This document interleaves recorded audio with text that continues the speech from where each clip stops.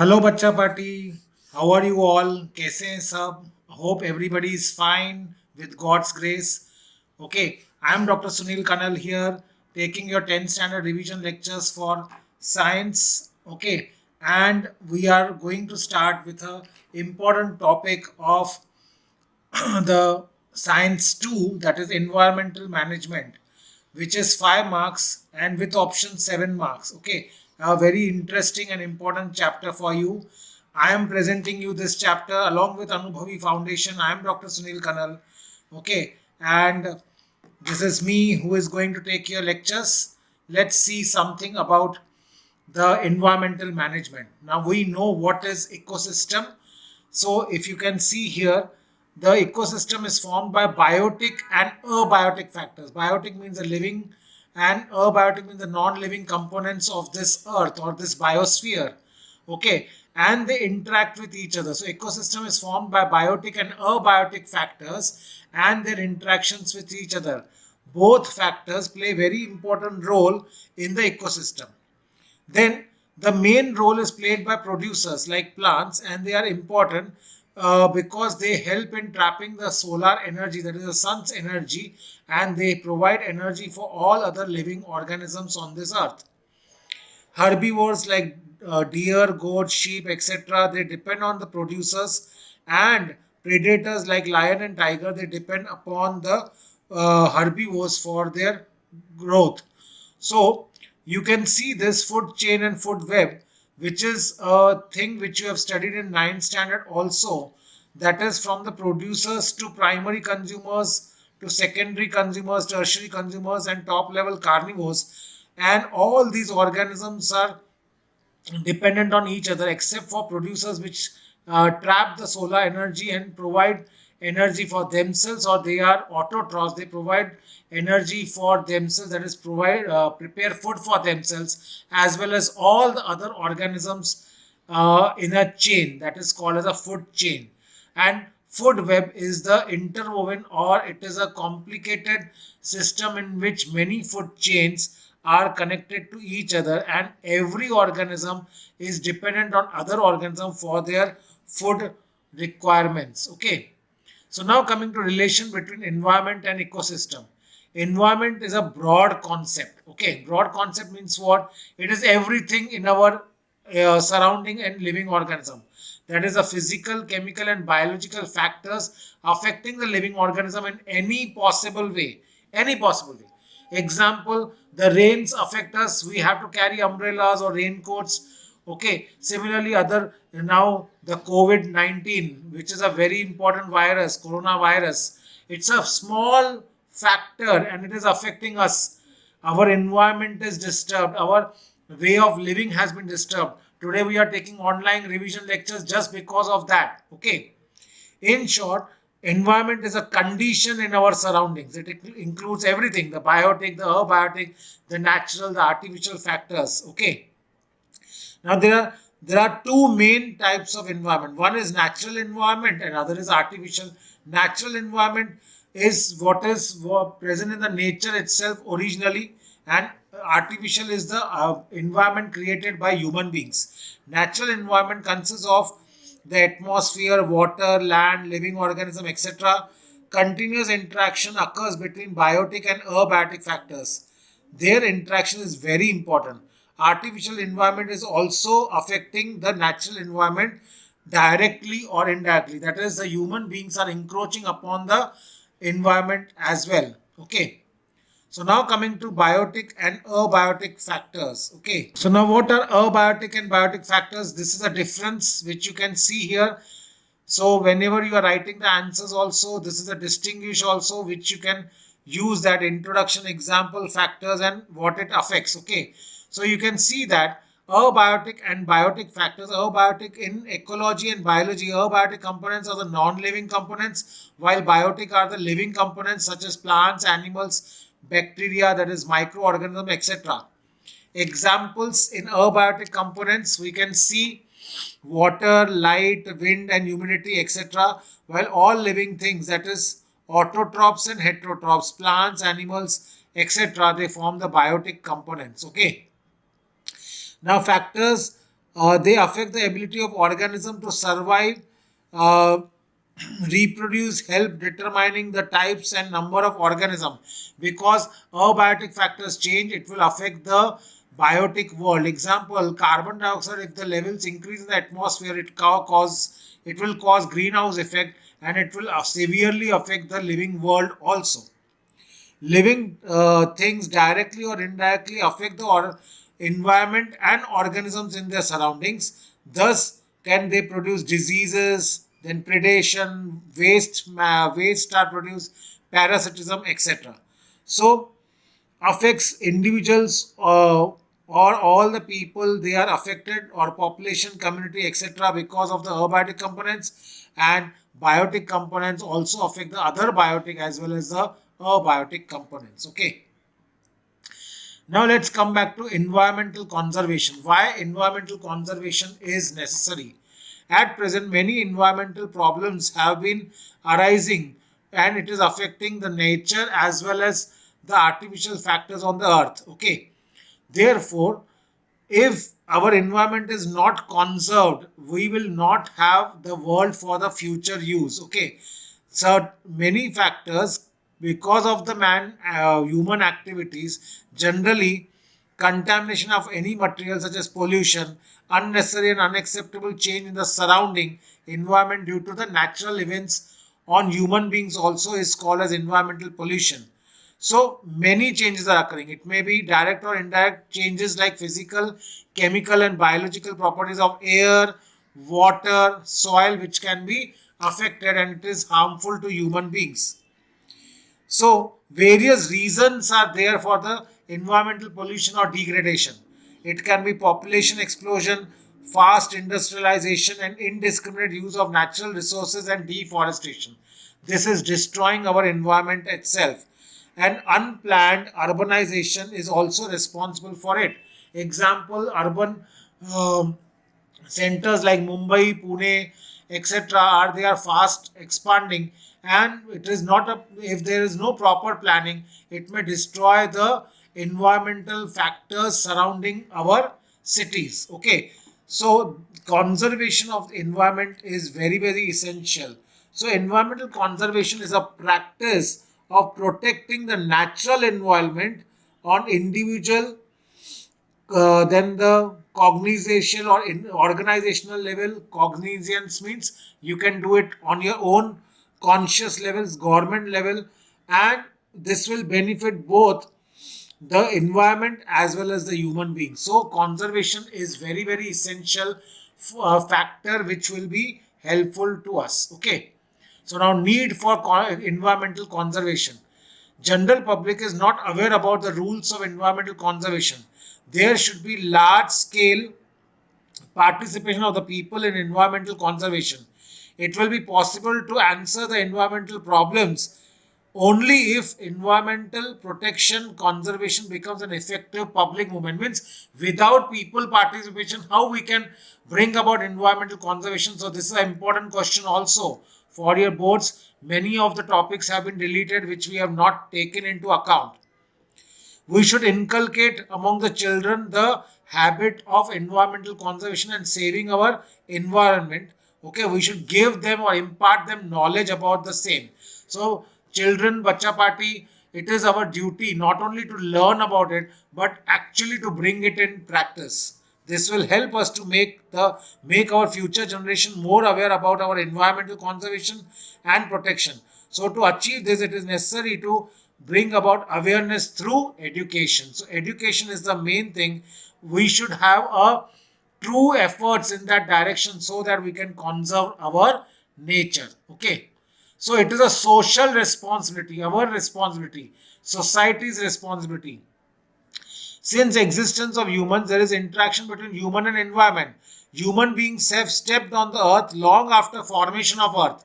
But now, because of their superiority, their brain powers or the more advanced body systems, because of their brain and knowledge, they have actually ruled the world because of their intelligence, memory, imagination, ability, etc. And therefore, they are having a domination over their nature. But this should come with our with a responsibility. Okay, because the human activities are actually affecting our natural resources and they are being altered for the satisfaction of human life. We want a luxurious, comfortable life, therefore, we are destroying our nature. It is a moral duty of human beings to come with a very solid steps to save our environment and bring about or maintain the environmental balance. This is our social responsibility, children. We should know that. Okay. Now, let's see about this person, that is Jadhav Molai Peng, a highly capable person in Assam. He was born in 1963, has been working as a forest worker from the age of 16 years. Now, see the person's importance here. Once large number of snakes died in the flood in Brahmaputra river flowing by the village where he was staying. Now Brahmaputra river gets floods occasionally every year, okay, and therefore many of the animals or the aquatic life also gets affected because the deforestation has occurred. Molai planted 20 bamboo plantlets in 1979. The local social forestry department began a social afforestation project on 200 hectares of land, that is growing more trees, that is afforestation. Molai was one of the few forest workers who were looking after that project. He continued to plant the trees even after the completion of the project. As a result of his continuous work of planting and caring for the trees, the barren area witnessed the forest cover over 1360 acres of land. He went on planting more and more trees. Okay. Today, the jungle in Kokilabuk of Jorhat district of Assam is a result of hard work he has put in for 30 years. He was awarded Padma Shri Award by Government of India for his work. Okay, if a single person can do this much, why not we? If we have a combined and determined efforts, we can bring about the change in our environment. Okay. So this is our responsibility, children. We can do it. Okay. We will save our environment if we have a determination to do that. So now coming to the next topic, that is biodiversity. This world is full of variety of organisms. You must have seen Discovery Channel, okay, geographic channels, etc. You must have seen the variety of organism. You must have studied something in geography about Brazil, etc. Okay, you have seen the variety of animals and there and also in India. All this is because of biodiversity. So biodiversity is a richness of living organisms in nature due to presence of variety of organisms, ecosystems and a genetic variation within the species. It occurs at three levels. Now this is an important question. What are the levels of biodiversity? Genetic, species, ecosystem. Genetic diversity occurs because of the diversity among the organisms of the same species is genetic diversity. Example, each human being is different from other. We know that. Even from place to place or from country to country, we have a difference in among the same members of the same species. Even during sexual reproduction, this variety is seen. That is called genetic diversity. Species diversity. Innumerable species of organism occur in the nature. This is called as species diversity. Variety of plants, animals and microbes are present. Ecosystem diversity. Many ecosystems are present in each region. Example, in Maharashtra itself, we have the Vidarbha type of climate, that is Nagpur type of dry climate, while we have in Konkan and other areas the Sahyadri type, the monsoon type of climate. So therefore, there is a different in ecosystem even within our own state. Okay. Ecosystem is formed through the interaction between plants and animals, their habitat and changes in the environment. Each ecosystem has its own characteristic. Animals, then plants, microbes and other factors. Ecosystems are also of two types, natural and artificial. That is, human beings also make that. Now coming to the sacred groves, very important. Sacred groves is again an important short note for us.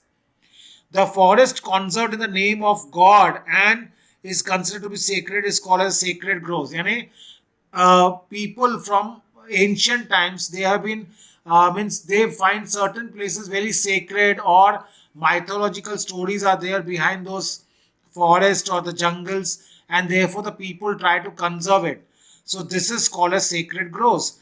These are in fact sanctuaries conserved by the society and not by the government. It is actually the people who are trying to save those areas.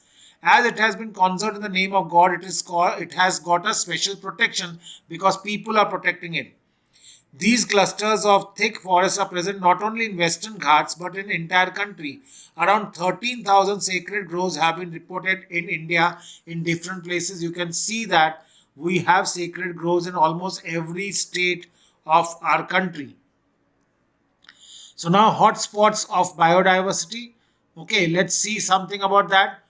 Hotspots means certain places where you will get variety of organisms and plants and animals. 34 highly sensitive biodiversity spots are reported all over the world.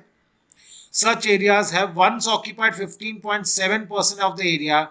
At present, 86% of the sensitive areas are already destroyed. Means even those hotspots have been destroyed by human activity. Presently, only 2.3% of the area of the earth has been left over with sensitive spots. It includes 1,50,000 plant species, which are 50% of the world count. As far as India is considered, we have 135 species of animals, 85 species are found in the jungles of eastern regions. Okay. About 1,500 endemic plant species, means which are local to that area, are found in Western Ghats.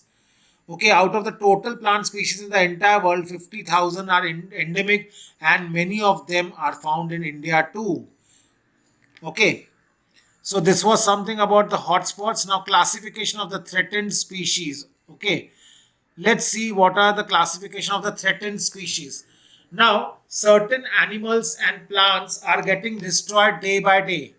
Now, this is occurring because of the human activity, the deforestation and destruction of the habitat of the animals in which are habituated to live in particular type of climatic conditions.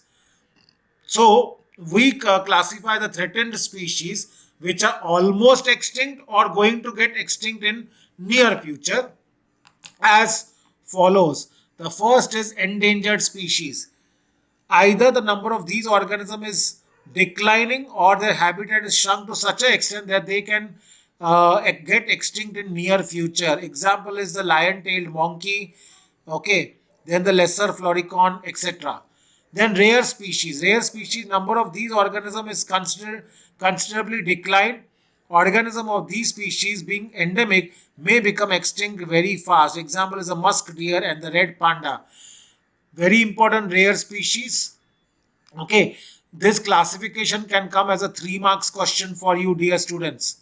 Then vulnerable species. Number of these organisms is extremely less and continues to decline every day. Example, tiger and lion are vulnerable species in our country. Then indeterminate species. Example is the shekaru or the giant squirrel. We don't know about the exact number of these organisms because of their behavioral habits. They are generally shy and they don't come very close to us, and therefore we don't know much about their number in the world. So let's come to certain questions from this chapter. What will be the effect of industry established on river bank on the river ecosystem? This is suppose a general question. We have to answer based on environmental management. If an industry is established on river bank and the wastewater from the industry is discharged into the river water, it will cause water pollution and affect the components of the ecosystem as well as human life. So very important, water pollution, this word should be underlined, and it also affects the components of ecosystem as well as human life. The direct discharge of industrial waste introduce high amounts of hazardous chemicals in the water. The water will not be fit for drinking and other domestic purposes. This might adversely affect both aquatic and terrestrial food chains and disturb ecological balance. Dear students, such answers you can get in variety of books and notes, but one of them is Target Publications or the Quill app. There also you can see these things. Then fill in the blanks by selecting the correct words from the brackets. Okay. Here you have certain words. You can fill them in the passage, but you have to rewrite the passage again. This is important. So biodiversity hotspots are the geographical areas with high species diversity which need maximum protection. There are 34 such biodiversity hotspots present all over the world. Western Ghats spreading over the states of Gujarat, Maharashtra, Goa, Tamil Nadu and Kerala is one of the biodiversity hotspots of India. So Western Ghats become the very important thing. Manas Sanctuary in Assam is under threat due to indiscriminate use of water. Rhinos and tigers are endangered species in this region. Sundarban Sanctuary of West Bengal is reserved for tigers. Okay. So, dear students, we have revised this chapter in a very short and concise manner. Hope you have understood the concepts, you have understood this chapter, and you will do very nicely in the exams. Thank you very much. God bless you all. This is your friend, philosopher, and mentor, Dr. Sunil Kanal, always with you, always for your help. God bless you all, and goodbye. Thank you. Take care.